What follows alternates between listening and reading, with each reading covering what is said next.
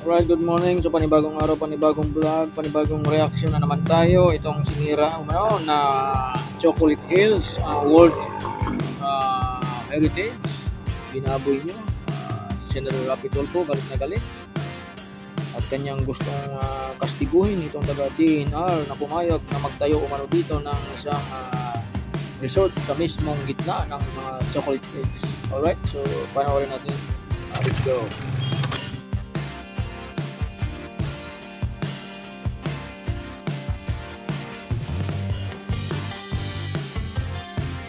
Si Mayor nyo na po ang nakaupo dyan, si Mayor Suarez.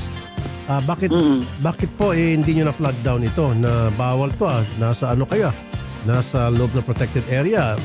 Dapat kinansel yung kanilang business permit. Actually, may mga proseso po sa pag-apply ng permit eh. Magandang hapon po, sir.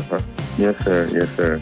Sir, pinag-usapan po namin itong Captain's Peak sa gitna po ng Chocolate Hills.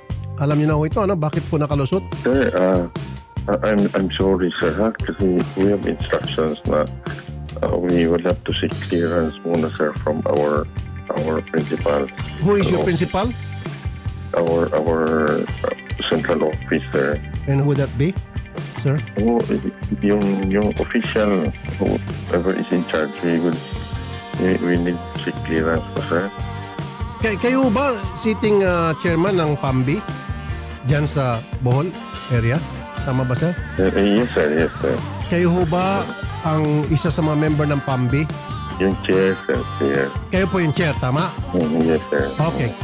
So kayo yung chair, kayo po yung nag-approve ng resolution nyo, may proclamation 1037, panahon pa po ni President Fidel Ramos declaring Chocolate Hills as protected area. Siyempre, you will have weight over the others, being the chairman. All you need to do is you show them this proclamation 1037, series of 1997, panahon ni Fidel Ramos, President Fidel Ramos, stating that Chocolate Hills is a protected area. Noong 2018, nag-issue kayo ng permit for a viewing deck and treehouse. Okay po yan. Pasok po yan sa tinatawag na yung SAPA. Alam niyo po yung SAPA, yung Special Use Agreement in Protected Areas. Yan po yung nakapaloob sa INIPAS Act. However, noong 2018, nag-issue ulit kayo ng resolution para sa development na. 2019, soft opening ng view deck and treehouse. Okay pa rin po yun. 2022, yun na po yun. Nag-full blast na. Nagkaroon na ng cottages, swimming pool, etc. At kayo pa rin po yun. Di ba, sir? Yes, sir.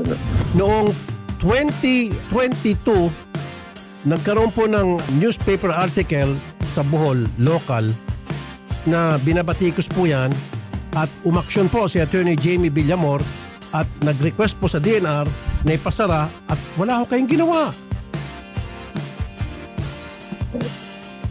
Sir. Hello. Yes, sir. Yes, sir. Yes, sir. Opo. Hello. Yes, sir. Yes, sir. Yes, sir. Yes, Opo, wala po kayong ginawa. Bakit po, sir? Sir, we will excuse myself, sir, kasi I'm sir, pag ipatatawag ka kayo sa Senado, hindi kayo pwede mag-excuse. Kapag hindi kayo pumunta, ipapasapinaw kayo. Pag nagmatigas kayo, makukontem kayo.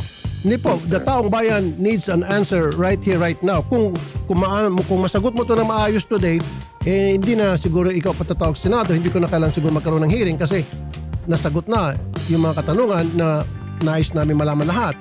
Pero kung hindi mo kami sagutin at para kang inaantok, tingnan natin kung antokin ka pagdating sa hearing sa Senado, sir. Pambabastos po ito sa kalikasan, sir. Itong ginawa nyo, pambabastos, lantarang pambabastos sa ating kalikasan.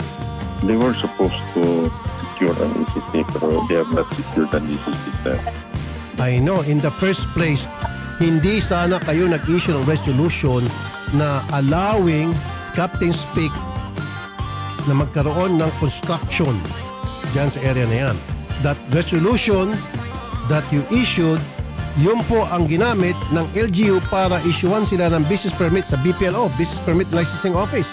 Kayo po ang nag-umpisa lahat. Kayo po naging ugat ng problema. You see? Sir. Yes, sir. Ano yan, sir?